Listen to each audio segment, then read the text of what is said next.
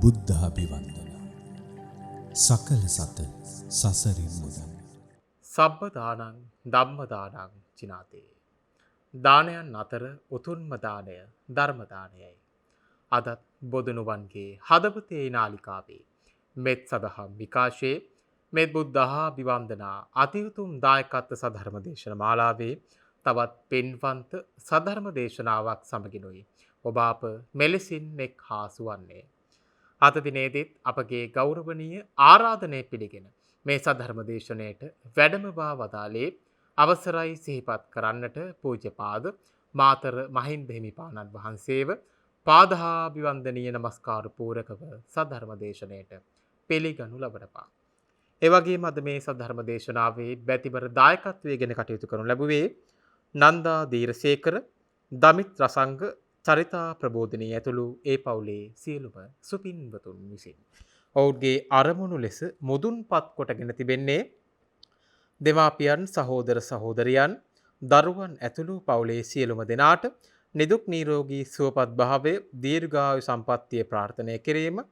මෙම මාස ජන්මදිනය සමරන යෙහෙන් දුල්නිත, එන්දිව් මින්හස්, ජෙහන්සා මෙතුලිමා කුඩා දරුවන්ටත් සෙත් ආශිර්වාද ප්‍රාර්ථනා කිරීම.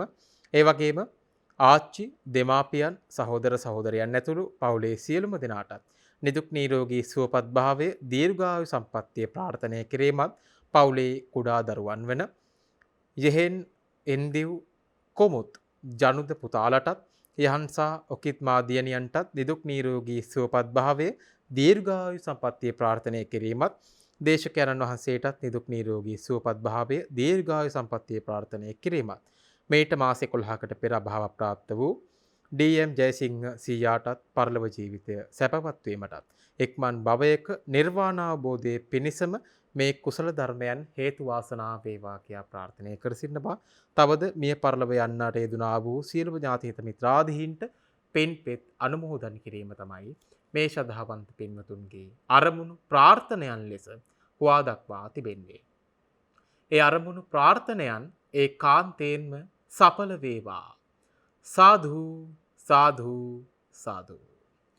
අද දින සද්ධර්ම දේශනයට වැඩමවා පතාල අපගේ පින්වන්ත ගෞරවනීය ස්වාමීන්ද්‍රයන්න් වහන්සේට පාදාභිවන්දනීය නමස්කාර පූරකව සද්ධර්ම දේශනයට ආරාධනය කර සිටනවා. අවසරයි අප පින්වත් ස්වාමීන්ද්‍රයන්න් වහන්සේ. සමන්ත චක්කවාලේසු අත්‍රා ගච්ඡන්තු දේවතා සද්දම්මං මුනි රාජස්ස සුනන්තු සග්ග මොක්ඛදං ධම්ම ශ්‍රවණ කාලෝ අයං බදන්තා ධම්ම ශ්‍රවණ කාලෝ අයං බදන්තා ධම්ම ශ්‍රවණ කාලෝ අයං බදන්තා.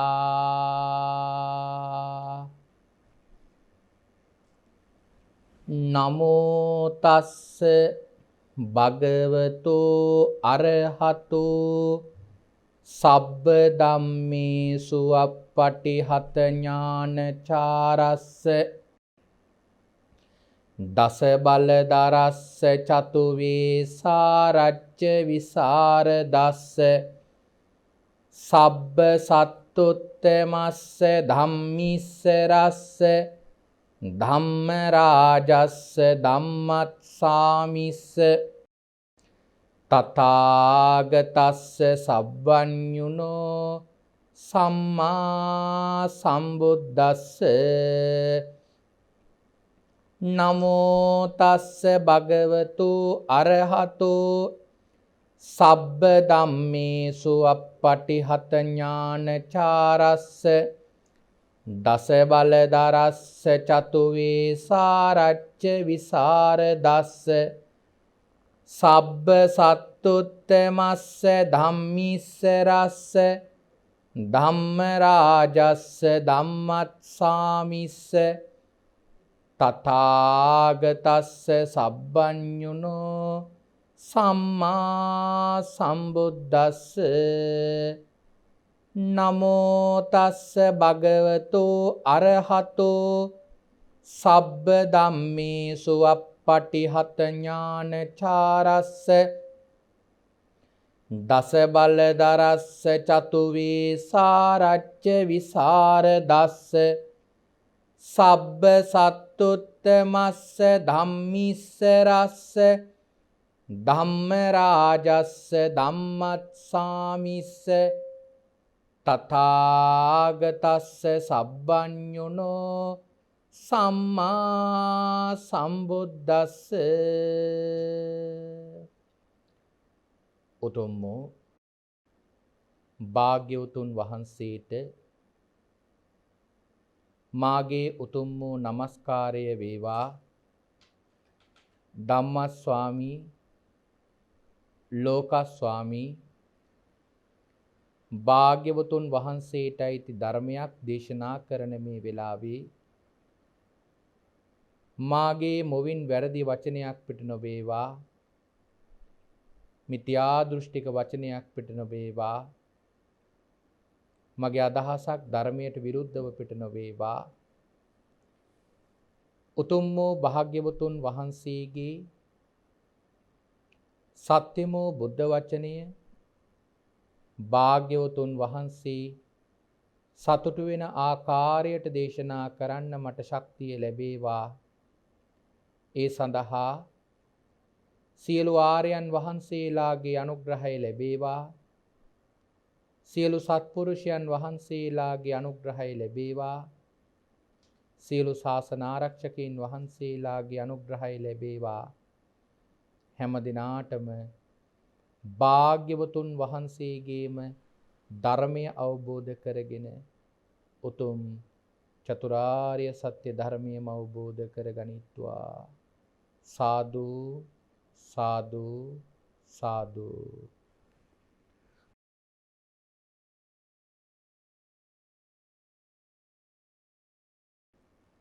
සද්ධර්ම ශ්‍රාවක කාරුණික ගුණගරුක පින්වත්නි, අද දවසේදී පින්වත් හැම දෙනාම මේ වෙලාවේ බලාපොරොත්තු වන්නේ භාග්‍යවත් අරහත් සම්මා සම්බුදුරජාණන් වහන්සේ විසින් ඔබෙත් මගෙත් නිවන පිණිස මහා කරුණාවෙන් දේශනා කොට වදාළ සුවාසෝ දහසක් ධර්මස්කන්ධයන් අතරින් ඊ타ත්ම වටින ධර්ම කාරණාවක් ශ්‍රවණය කරන්නටයි.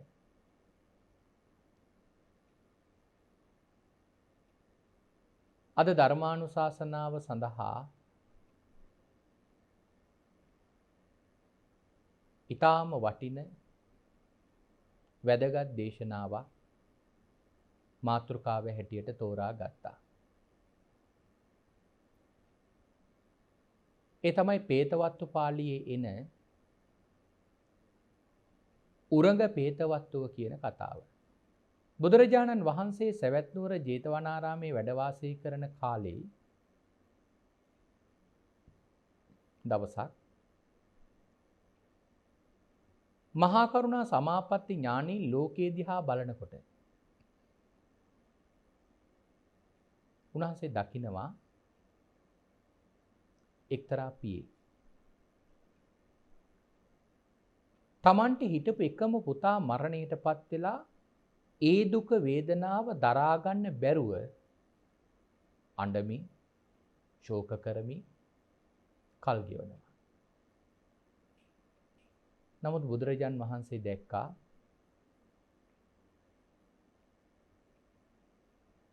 මේ උපාසකතුමා පෙර ගොඩක් පින් කරපු කෙනෙක්. මේ ජීවිතේ සෝවාන් ඵලෙ ලබන්න තරම් හේතු සම්පත් තියෙන කෙනෙක්.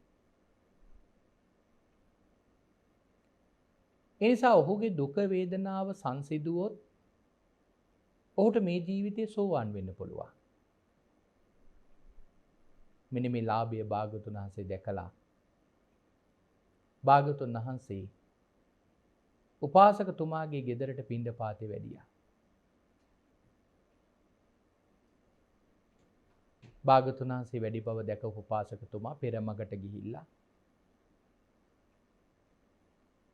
භාග්‍යවතුන් වහන්සේ වඩම්මවලා නිවසේ ආසනයක් පනවලා එහි වඩා හිඳවලා භාග්‍යවතුන් වහන්සේට වන්දනා කළ එකත් පසෙක හිඳගත්තා. හිඳගත් උපාසකතුමාගෙන් භාග්‍යවතුන් වහන්සේ ප්‍රශ්නයක් අහනවා. උපාසකතුමනි, ඇයි මේ දුකින් වගේ? මොකද ප්‍රශ්නේ? කඳුළු පිරි මුහුණ දුටු භාග්‍යවතුන් වහන්සේ ප්‍රශ්නේ විමසුවාම උපාසකතුමා පිළිතුරු දෙමින් කියනවා, ස්වාමීනි,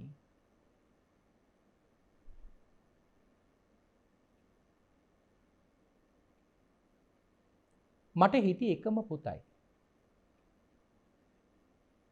ස්වාමීනි, පුතා හදිස්සියෙම මරණයටපත් වුණා.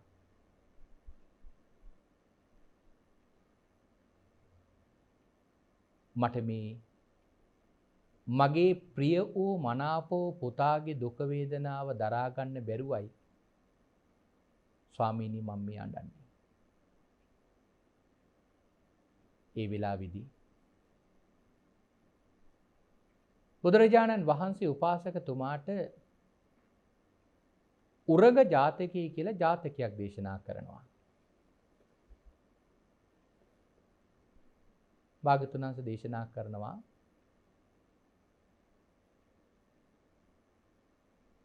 කාසි රටේ, අතීතේ කාසි රටේ එක්තරා ගමක් තිබුණා ධම්මපාල කියලා. මේ ගමේ හිටියා එක බමුණු පවුලක්. ඒ ගෙදර ජීවත් වුණා 6 දෙනෙක්.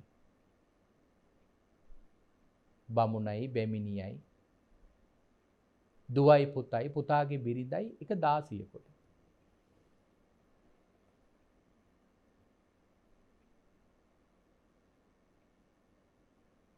මේ ගෙදර තියෙන එක විශේෂත්වයක්.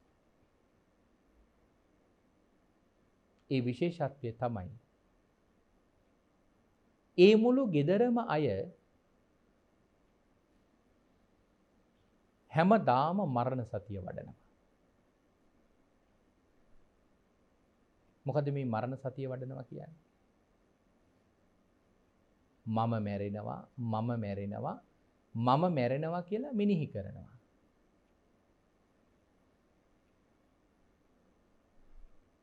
මේ මරණ සතිය වඩන්නේ මොන ප්‍රයෝජනයකටද?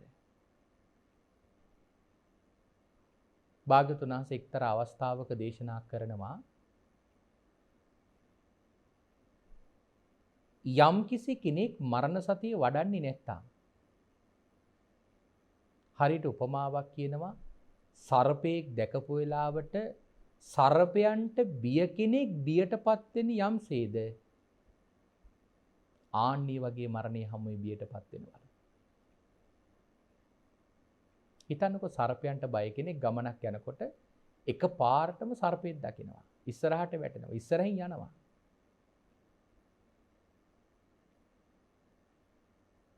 ඔහු සර්පයන්ට බය නම් අතේ තිබුණේ මොකද්ද? කරේ පැලදගෙන හිටියේ මොකද්ද? දාගෙන තියෙන පාවහන් දෙක මොකද්ද? මේව ගැලවෙනවා නම් දුවන පිම්මට මේ ඔක්කොම වැටලා ගැලවෙනවා.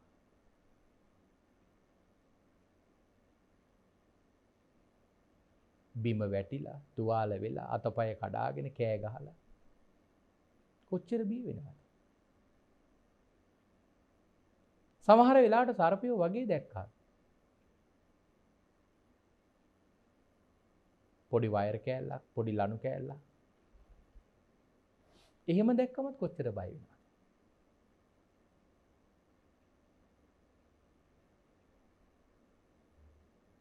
බුදුරජාණන් වහන්සේ දේශනා කරනවා මරණ සතියේ වඩපු නැති කෙනත් හරියට ආන්ගේ වගේ.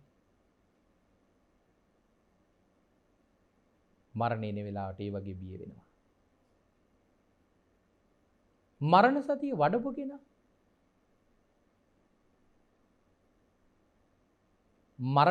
වඩපු කෙනා මරණයට පත්වෙන වෙලාවේ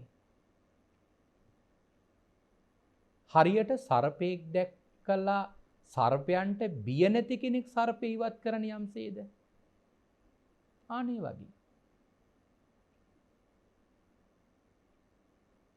කොයිතරම් උග්‍ර විෂ තිබුණත් සර්පයන්ට බය නැත්තම් ඒ සර්පයා බොහෝම සංයමකින් ඉවත් කරනවා.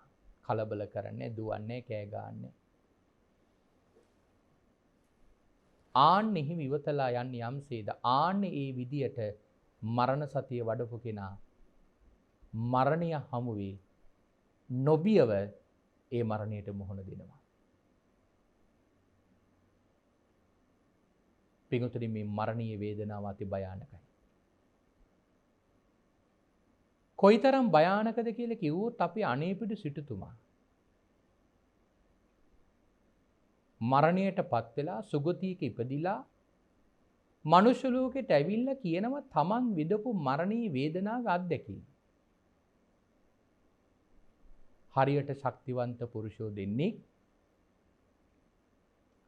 ලණුවකින් නළල දෙපැත්තට දාලා දෙපැත්තට අදින්න යම්සේද ආන්නේ වගේ මරණ සතිය වඩපු කෙනා පින්වත්නි මරණ සතිය වඩපු නැති කෙනාට ඒ මරණීය වේදනාව දැනෙනවා. ඊතරම් භයානකයි මේ මරණීය වේදනාව.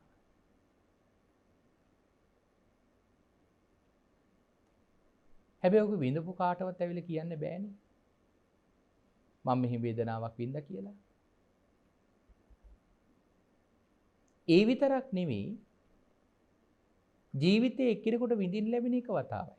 එක භවයක විඳින්න ලැබෙන එක වතාවයි. නමුත් මේක අති භයානක වේදනාවක්.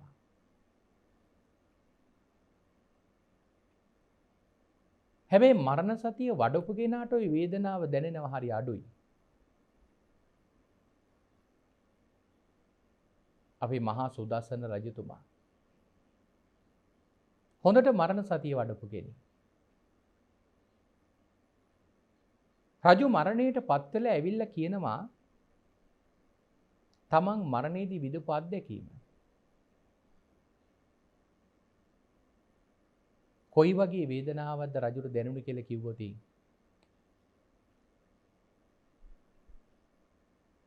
යම්කිසි කෙනෙක් ආහාර ගන්නකොට තමන්ගේ කුසේ ප්‍රමාණයේ සීමාව ඉක්මවල ආහාර ගත්තොත්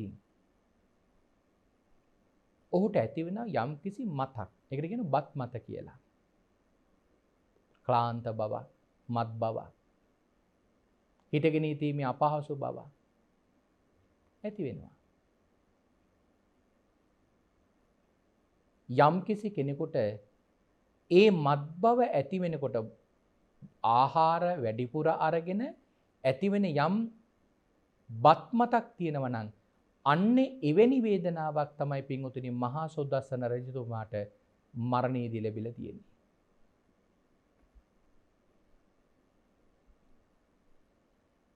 ඉතින් මෙන්න මේ වගේ වේදනාවක් තමයි මරණ සතිය වඩපු කෙනාට ලැබෙන්නේ.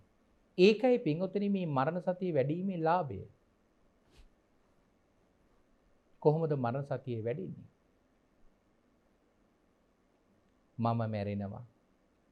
මම මැරෙනවා. මම මැරෙනවා කියලා මෙනෙහි කරන එක. ඒකට ඉරියව්වක් ඕනේ. ඒක හිටගෙන මෙනෙහි කරන්නත් පුළුවන්, හිඳගෙන මෙනෙහි කරන්නත් පුළුවන්, ඇවිදින ගමන් මෙනෙහි කරන්නත් පුළුවන්, වාඩි වෙලා ඉන්න ගමන් මෙනෙහි කරන්නත් පුළුවන්, නිදාගෙන ඉන්න ගමන් මෙනෙහි කරන්නත් පුළුවන්. මගේ මරණය වුණ වෙලාවක ඉන්න පුළුවන්. මේක මෙනෙහි කරන එක. භාග්‍යවතුන් වහන්සේ මෙනෙහි කරන්න කියලා කියන කොච්චර වෙලාවක් ජීවත් වෙයි කියලා හිතාගෙනද? මම මැරෙනවා. උපරිම ඕනනම් තව අවුරුදු 5ක් ජීවත් වෙයි. ඒක මරණ සතිය නෙවෙයි. මරණ සතිය වඩන කෙනා පින්වතුනි මරණ සතිය වඩන්න ඕන කොහොමද? උඩට ගත්තු හුස්ම පොදක් පහළට හෙලන්න කලින් පහළට දාපු හුස්ම පොදක් ඉහළට ගන්න කලින් මගේ මරණය සිද්ධ වෙයි. යෝගාවචරය පින්වතුනි මරණ සතිය පිළිබඳ හිතන්න උනාන්නේම පහළට දාපු හුස්ම පොදක් ඉහළට ගන්න කලින් ඉහළට දාපු හුස්ම පොදක් පහළට ගන්න කලින් මගේ මරණය සිද්ධ වෙන්න පුළුවන්.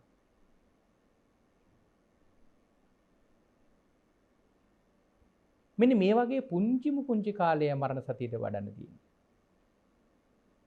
මරණය ගැන හිතන්න තියෙනවා.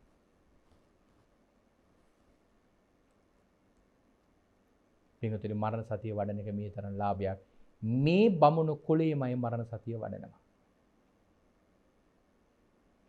කොච්චර මරණ සතිය වඩනවා කියලාද කිව්වොත්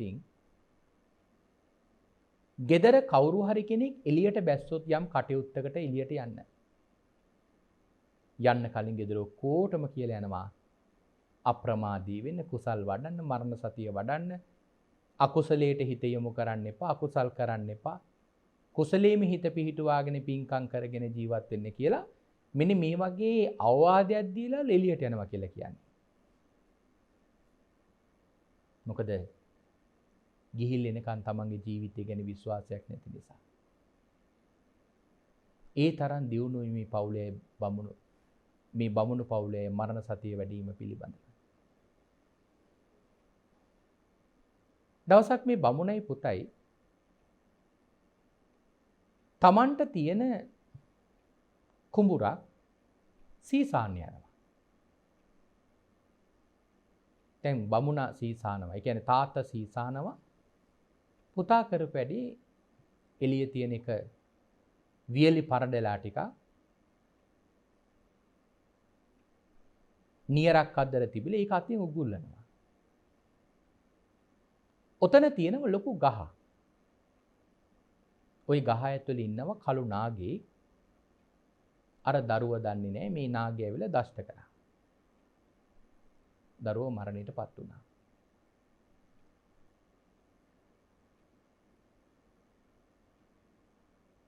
දැන් බමුණ පින්වතුනි මොහොතක් වෙලා බලනකොට පුතා පේන්නේ නැති නිසා කුඹුරු ටිකක් ඇවිදලා බලනවා. බලනකොට පුතා මැරිලා. දැන් පුතා මැරුණා කියලා කවුද දැනගත්තේ?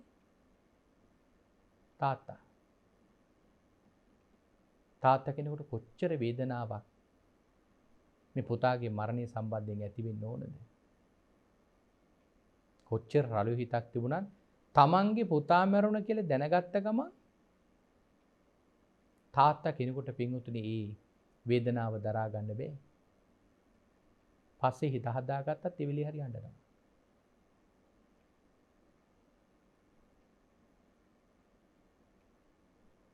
නමුත් පින්වතුනි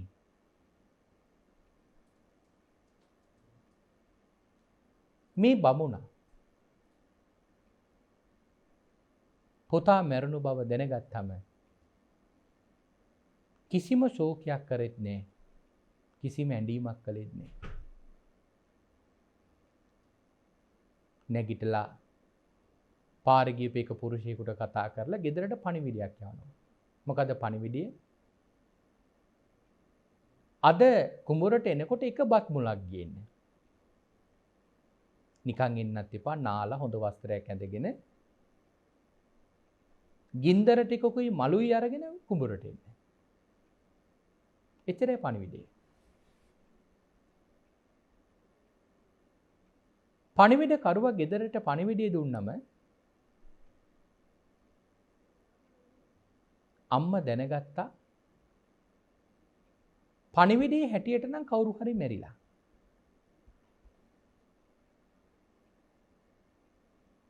බමුණා නම් පණිවිඩේ එව්වේ මැරෙන්නේ නැති එහෙනම් පුතා.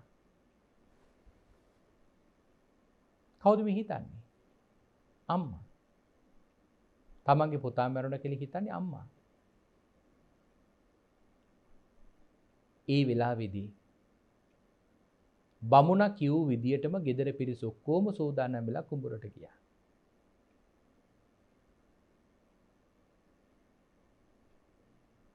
යනකොට තාත්තා පුතාගේ දේහය සෑයක් හදලා ගොඩ ගහලා. දැන් උණු පිරිස දේහය ළඟට ගිහිල්ලා මල් වලින් පුෂ්ප පූජා පවත්වලා අවසන් ගෞරව දක්වලා ආදාහන පූජාව කළා. අර පුතා පින්වතුනි මරණයට පත් වෙලා ගිහිල්ලා ඉපදෙලා හිටියේ තව්තිසා දිවි ලෝකේ. ශක්‍ර දෙවියෝ වෙලා. ආවර්ජනය කළා බලනවා. තමන් මෙතනට ආවේ මොන පින්කම කරලාද?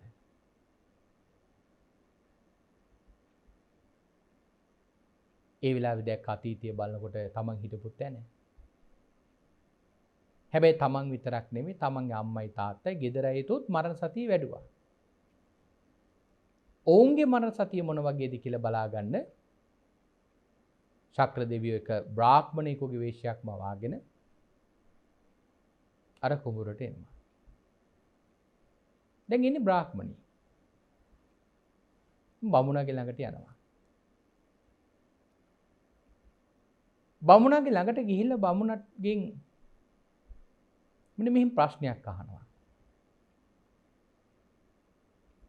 මොකෙද ඔය බදින්නේ? දුර ඉඳලම ගිනිමැලේ දකින්නකොට නම් හිතුණා මේක නිකම්ම ගහපු ගිනිමැලේ නැක වෙන්න බෑ. අනිවාර්යයෙන්ම සතෙක් පුච්චන වෙති. මොකෙද බදින්නේ? හාවෙද්ද? එළුවෙද්ද? මොෙද්ද? ඌරෙද්ද? හරකෙද්ද? මොකෙද? ඒ වෙලාවේ වුණා කියනවා ස්වාමීනි නෑ මේ කවුරුවත් නෙමෙයි මේ මිනිස්සෙයි. ඒ වෙලාවෙම බමුණා කියනවා බ්‍රාහ්මණයා කියනවා එහෙනම් ඉතින් ඔය නුඹේ හතුරෙක් වෙන්නේ නැති. මැරලා තියෙන මිනිහෙක් නම් නුඹේ හතුරෙක් වෙන්නේ නැති. එතනම තේලා කියනවා අනේ නෑ ස්වාමීනි මේ මගේ හතුරෙක් නෙමෙයි. ස්වාමීනි මේ මගේ එකම ප්‍රිය පුත්‍රයා. හදවතේ තියාගෙන හදපු මගේ එකම ප්‍රිය මනාප පුත්‍රයා. ඉතින් ඒ වෙලාවේදී බ්‍රාහ්මණේ කතාව අහලා බමුණට කියනවා හරි පුදුමයිනේ. නුඹගේ පුතාලු ප්‍රියයිලු මනාපයිලු ඉතින් ඇයි අඬන්නේ නැති කියලා අහනවා. ওই තරම් හදවතේ තියාගෙන හදපු පුතා නම් මේ මැරෙලා ඉන්නේ. ඇයි අහනවා අඬන්නේ නැති. ඒ වෙලාවේ බමුණා හරි අපූර්ව ගාතාවක් කියනවා. බමුණා කියනවා ස්වාමීනි මොනේක උරගියෙක් ඉන්නවා.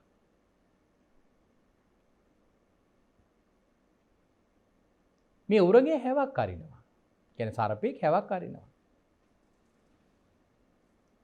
ස්වාමීනි ඔය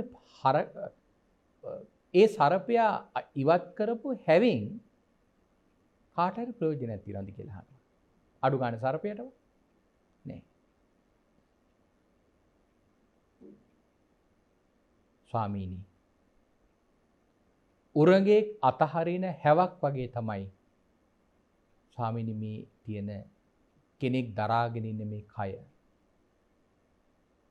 උරගේ කරින හැවක් වගේ තමයි කෙනෙක් දරාගෙන ඉන්න කය. ස්වාමීනි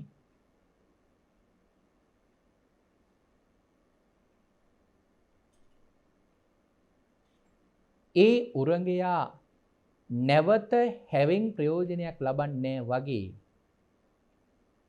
මරණයට පත්වෙච්ච කෙනා මේ දේහය අතහැරලා ගියාම ආයිමත් මේ දේහය ළඟට එන්නේවත් දේහය දරන්නේවත් එහෙම නැත්නම් දේහයේ වටිනාකමක්වත් මගේ පුතාවත් මේ දේහය ඇතුලේ නැහැ. ස්වාමීනි මගේ පුතා මේ වෙනකොට වෙන කොහේ හරි භවයක දැන් ඉපදිලා.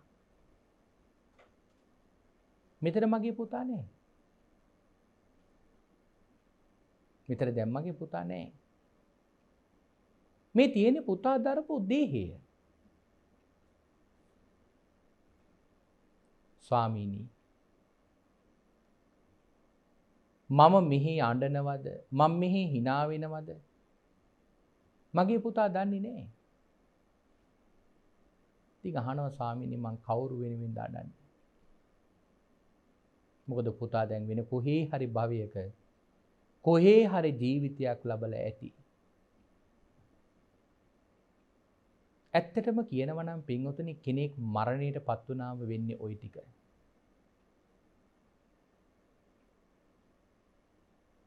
අපේ ඉන්න ප්‍රිය කෙනෙක් මරණයටපත් වෙනවා. මේ ප්‍රිය වූ කෙනා මරණයටපත් වුණාම අපිට හිතෙනවා ඕ මගේ ළඟින් ඉන්න ඕන. මගේම වෙන්න ඕන. මෙන්න මේ වගේ කාරණා ගණනාවක් අපේ හිත තුළ ඔහු සම්බන්ධයෙන් තියෙනවා. නමුත් ඒක කවදාවත් වෙන්නේ නැති දෙයක්. කවදා හරි දවසක පින්වතුනි ඒ කෙනා මරණයටපත් වෙනවා. ඒ කෙනා කවදා හරි දවසක මරණයටපත් වෙනවා.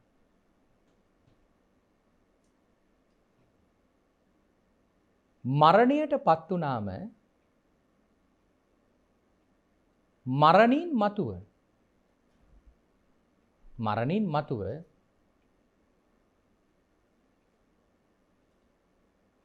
නැවත ගිහිල්ලා වෙනත් භවයක වෙනත් කෙනෙක් හැටියට උපදිනවා. දැන් ඒ කෙනා පින්වතුනි අපිට අයිති නෑ. ඒ කියන්නේ වෙන භවයක ඉන්නේ වෙනත් ජීවිතයක් ලබලා. ආයිත් අපිත් එක්ක ඒ කෙනා කිසි බැඳීමක් නෑ පින්වතුනි. අපිට නම් දුකයි. මොකද අපගේ ප්‍රිය පුද්ගලයා අපේ ප්‍රිය කෙනා ඔහු තමයි මේ මැරිලා ඉන්නේ. ඒ ප්‍රිය විපයෝග දුක තමයි පින්වතුනි අපිට තියෙන්නේ. අර මරණයටපත් වෙච්ච කෙනාට පින්වතුනි ඒ ප්‍රිය විපයෝග දුක නෑ ඇත්තටම. මොකද ඒ කෙනා ඉන්නේ වෙනත් භවයක. වෙනත් ජීවිතයක් ලබලා.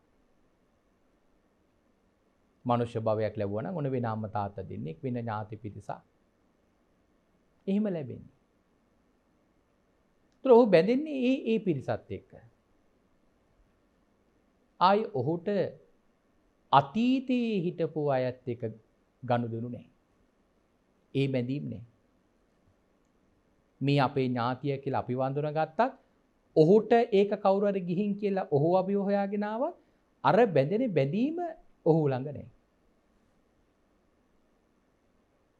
ඒක මරණයටපත් වෙනකොටම ඉවර වෙනවා. අපි හිතාගෙන හිටියත් අපි මැරෙනකොට නම් අපි මේ කෙනාට උදව් කරනවා මේ තැන අරගෙන ඉන්නවා කියලා හොඳ ප්‍රාර්ථනාවක් කළොත් ඒ ටික වෙයි. හැබැයි පින්වතුනි මතක් වෙන්නේ. ඒ කාන්තේ ඊළඟ ජීවිතේ මතක් වෙනවා කියලා කියන්න බෑ.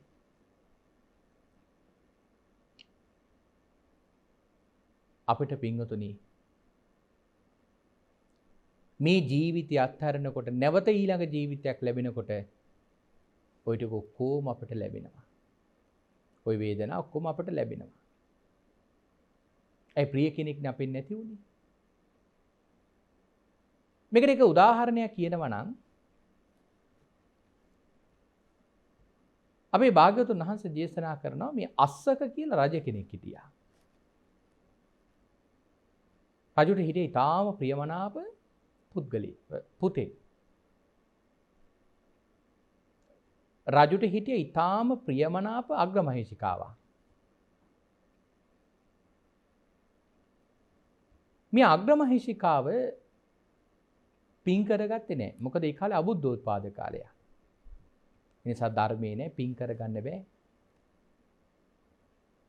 නමුත් ඊටාම උසස් රූපයක් තිබිච්ච මේ අග්‍රමහිෂිකාව හදිසියේම පින්වතුනි මරණයටපත් වුණා. හදිසියේම මරණයටපත් වුණා. දැන් රජුට මේ ප්‍රිය තමන්ගේ ප්‍රිය වූ බිරිඳගේ වියෝව දරා ගන්න බැරුව දේහය මාලිගාවේ එක්තරා භාජනයක බස්වලා ඒ බෙහෙත් ගල්වලා දැන් මාලිගාවේ තියාගෙන උදේ හවා අඬ ශෝක කර කර බිරිඳ ළඟට වෙලා ඉන්නවා. අපේ බෝසතාණන් වහන්සේ මේ ජීවිතේ එක්තරා ඍෂිවරයෙක්. බෝසතාණන් වහන්සේ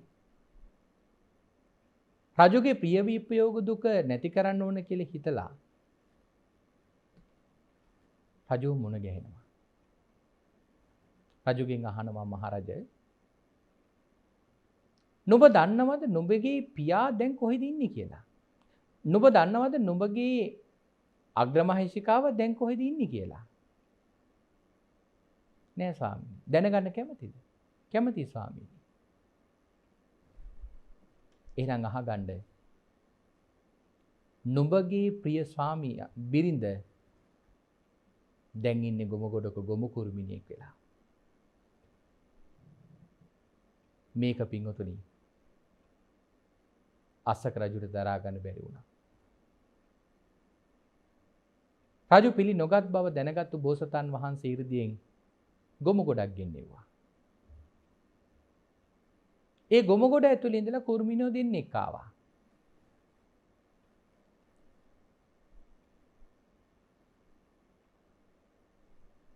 එක කුරුමිනිය කතට අරගෙන බෝසතාණන් වහන්සේ කතා කරන්න සැලසුවා. බෝසතාණන් වහන්සේ ප්‍රශ්නයක් අහනවා. නුඹ කලින් ජීවිතේ කවුද? උතර කියනවා මේ මාලිගා මේ උයන අයිති රජුගේ අග්‍රමහිෂිකාව. කොහොමද නුඹල දෙන්නේ හිටියේ?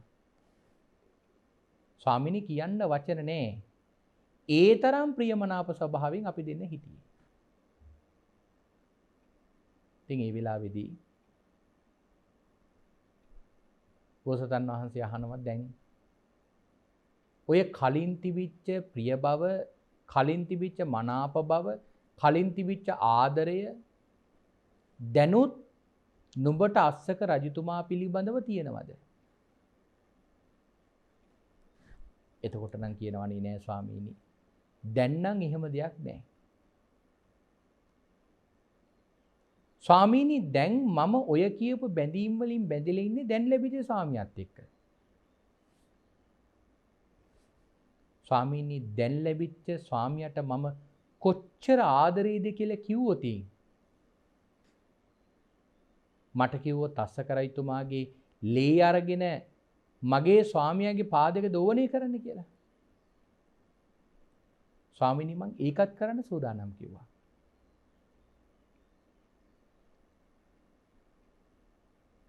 ඒ තරමටම ඇය වෙනස් වෙලා. දැන් රජුට මේක බලාගෙන ඉඳලා අර දුක වේදනාව නැති වුණා. ඒක යටපත් වුණා.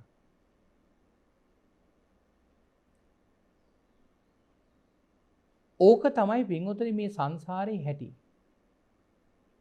සසර කියන්නේ ওই වගේ දෙයක්. අද අපිත් එක්ක ප්‍රියමනාපව අපේ යාළුවෝ ඉන්න පුළුවන්, අපේ ඥාති ඉන්න පුළුවන්. අපේ හිතවතුන් ඉන්න පුළුවන්. මේ සියල්ලෝම පින්වතුනි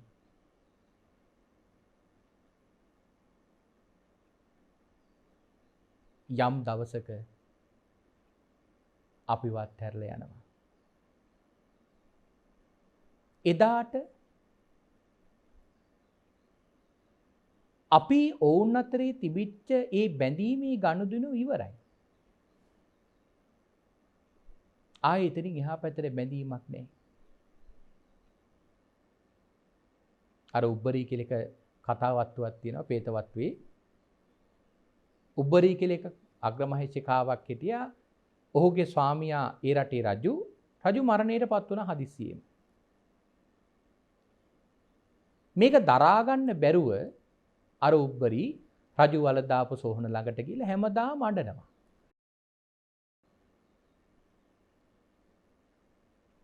දවසක් බෝසතාන් වහන්සේ ජීවිත ත්‍රිචිවරේ බෝසතාන් වහන්සේ මෙතනින් යනකොට දැකලා ගිහින් අහනවා දේවිය ඇයි අඬන්නේ? ස්වාමිනී මගේ ස්වාමියා නැති වුණා ඒක නිසා මං අඬනවා. උතර අහනවා ස්වාමියා නුඹ අඬන්නේ මොන ස්වාමියා නැති වෙච්ච එකටද?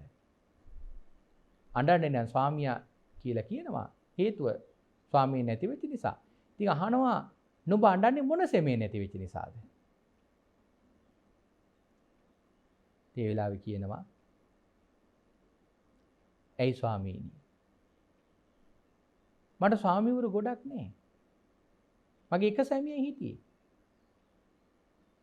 ඒ සැමියා නැති වෙච්ච නිසා තමයි අඬන්නේ. කවුද ඒ සැමියා? මේ රටේ රජකම් කරපු චූලනී පුත්ත කියලා අන්වර්ථ නාමකින් හඳුන්වපු රතේ සබෝ කියලා අන්වර්ථ නාමයකින් හඳුන්වපු පංචාල රටේ රජකම් කරපු බ්‍රහ්මදත්ත රජුයි මගේ ස්වාමියා. ඔහු නැති වෙච්ච නිසායි ස්වාමීනි මම අඬන්නේ. එතකොට කියනවා බෝසතාන් වහන්සේ හොඳයි. දැන් ඔබ කියන නුඹගේ සැමියා නැති වෙච්ච නිසා අඬනවා කියලා. නුඹ දන්නවද ඔය වලේ බ්‍රහ්මදත්ත කියලා නම තියෙන 86000ක් වල දාලා තියෙනවා කියලා. බ්‍රහ්මදත්ත කියලා නම තියෙන රජවරු 86000ක් වල දාලා තියෙන ওই වලේ. දන්නවද නුඹ? ඒ රජවරු 86000ම රජකම් කරේ මේ පාටලිපුත්‍ර නගරේ. ඒ 86000ම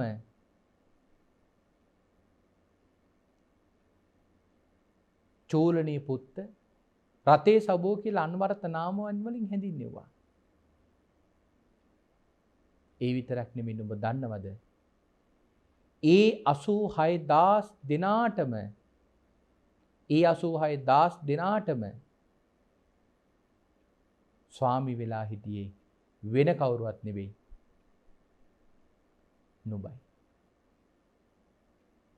අන්න එතකොට බය නැති වුණා. පිය විපයෝග දුක නැති වෙලා තමන්ට සසර පිළිබඳ බයක් ඇති වුණා.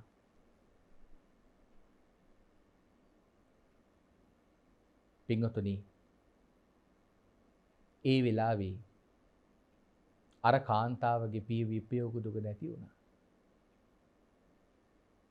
අපි පින්වතුන් කල්පනා කරලා බලන්න අද තමන්ගේ අම්මා නැති වුණාම හිතෙනවා අනේ මේ මගේ අම්මා නැති වුණා.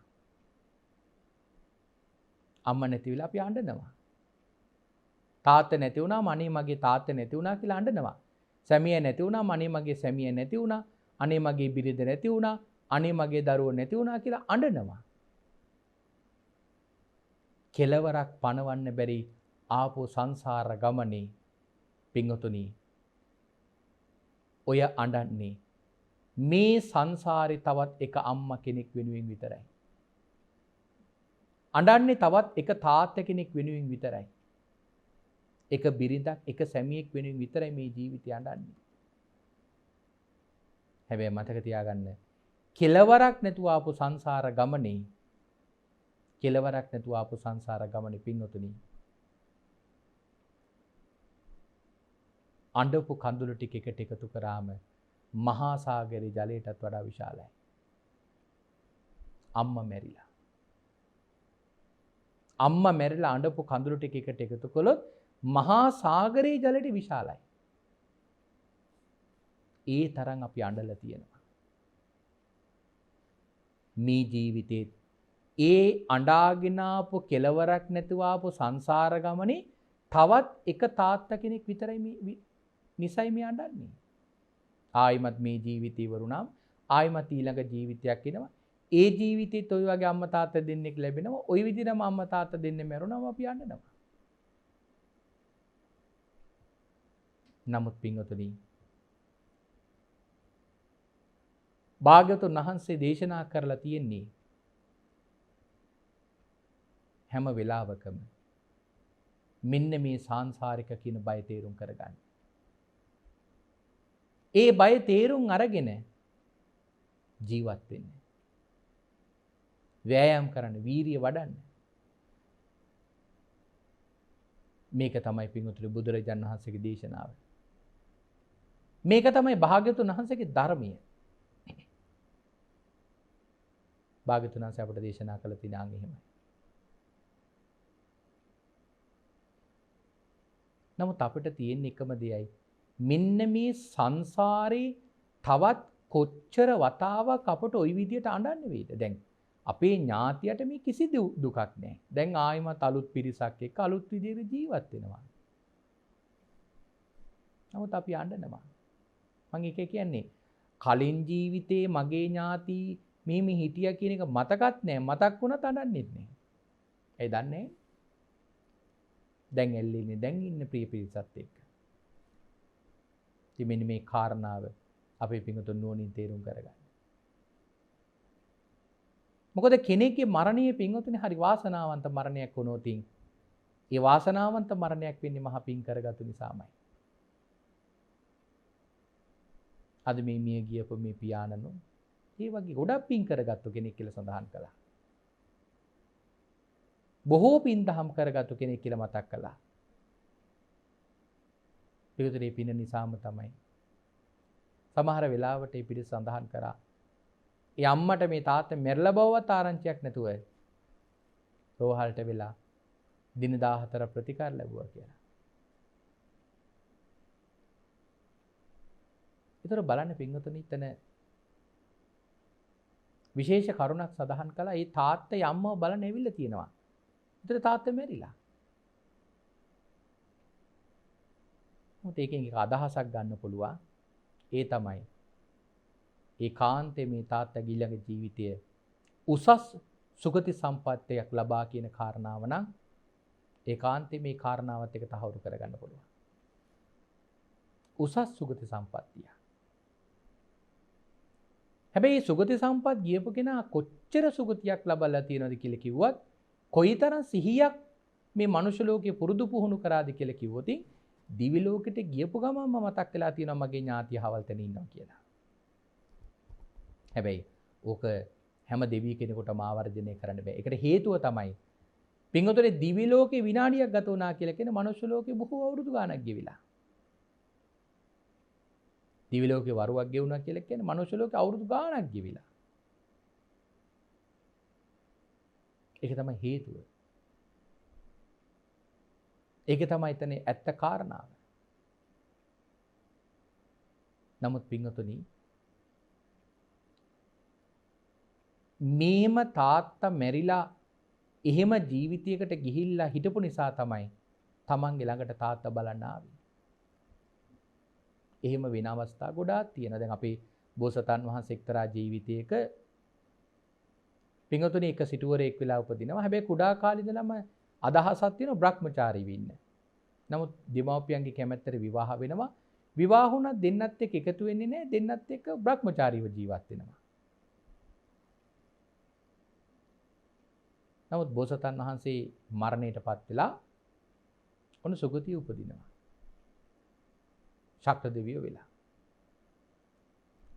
තමන්ගේ කලින් ජීවිතයේ භාර්යාව දැකලා දිව්‍ය වේශයක් මවාගෙන මේ මාලිගාවට ඇවිල්ලා ඇයට ආරාධනා කරනවා කාමයෙන් බැඳෙන්න. රාගයෙන් බැඳෙන ආරාධනා කරනවා. නමුත් ඒ කැමති වුණේ නැහැ. නොනු මුලින් ගෙනාව අපිට කහවණු 1000ක් ගෙනලා දුන්න බෑ කිව්වා. දෙවෙනි දවසේ ගෙනාව කහවණු 500ක් ඒත් බෑ කිව්වා. තුන්වෙනි දවසේ ගෙනාව කහවණු 100ක් ඒත් බෑ කිව්වා. ඉතින් දැන් අර කාන්තාවට ප්‍රශ්නයක් ඇයි මේ දෙවියා දවසින් දවස කහවණු මිල අඩු කරන්නේ? එතකොට මේ වෙලාවේදී බෝසතාණන් වහන්සේට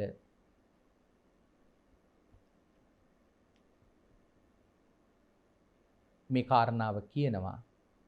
බෝසතාණන් වහන්සේට ප්‍රශ්න යොමු කරාම කාරණාව කියනවා. දවසින් දවස යනකොට නුඹ වයසට යනවා. එතකොට නුඹේ තියෙන වටිනාකම අඩුයි.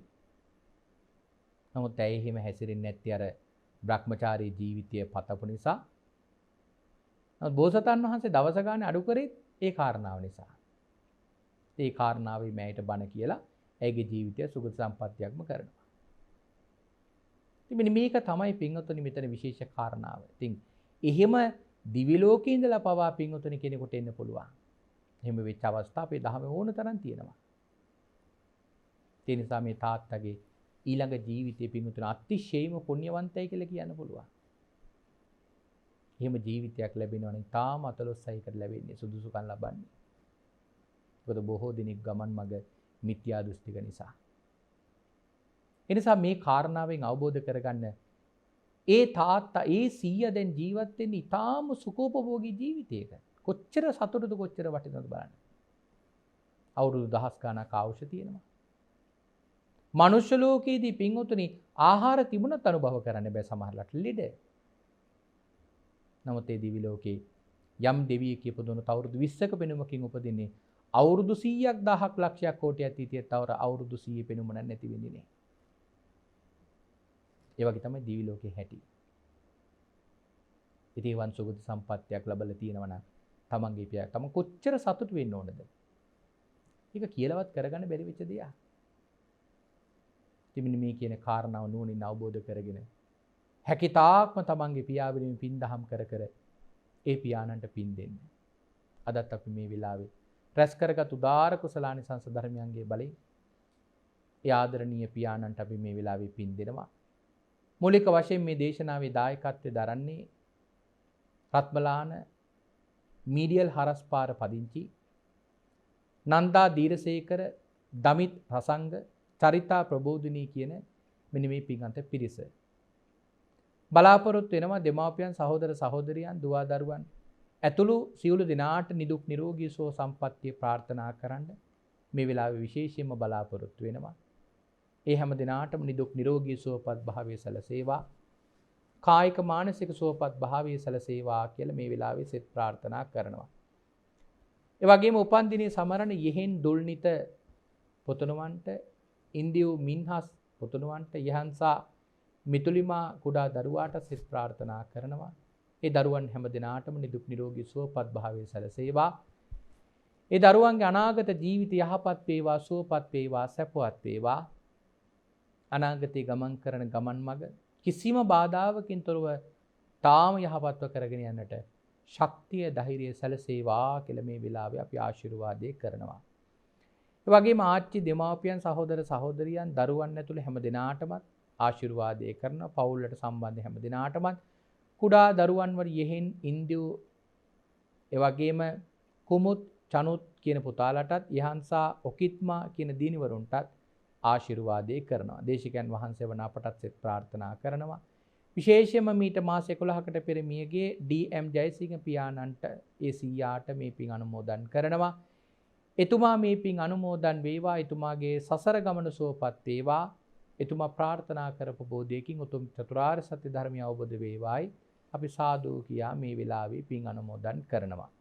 රැස් කරගත් උදාර කුසල ධර්මයන්ගේ බලෙන් ඔබ අප හැම දිනාටමත් කෙටිම කාලයකින් පහසුම ආකාරයෙන් සුඛසහගත ප්‍රතිපදාවෙන් උතුම් චතුරාර්ය සත්‍ය ධර්මය අවබෝධ කරගන්නට මේ පින උතුම් පාරමී ධර්මයක්ම වේවායි සාදු සාදු සාදු කියා අපි ප්‍රාර්ථනා කරගමු.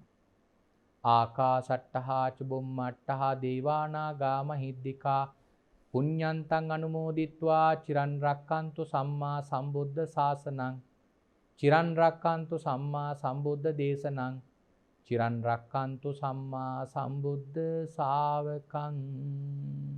උතුම් වූ ධර්ම ශ්‍රවණය කළ ශ්‍රද්ධාවන්ත පින්වන්ත ඔබ සෑම දෙනෙක්ටම උතුම් වූ ධර්මාව බෝධයම අත්වේවා. අද දින සද්ධර්ම දේශනයට වැඩම පාවදාල අවසරයි සිහිපත් කරන්නට පූජ්‍යපාද මාතර බහින්ද හිමිපාණන් වහන්සේට පාදහාභිවන්දනීය නමස්කාර පූරකව ස්තුතිය පුද කර සිටිනවා. ඒ වගේම අද මේ සද්ධර්ම දේශනාවේ බැතිබර දායකත්වයෙන් කටයුතු කරනු ලැබුවේ නන්දාර් දීරසේකර, දමිත් රසංග, චරිතා ප්‍රබෝධනී ඇතුළු ඒ පවුලේ සුපින්වතුන් විසින්. ඔවුන්ගේ අරමුණු ප්‍රාර්ථනයන් ඒකාන්තයෙන්ම සඵල වේවා. සාදු සාදු සාදු.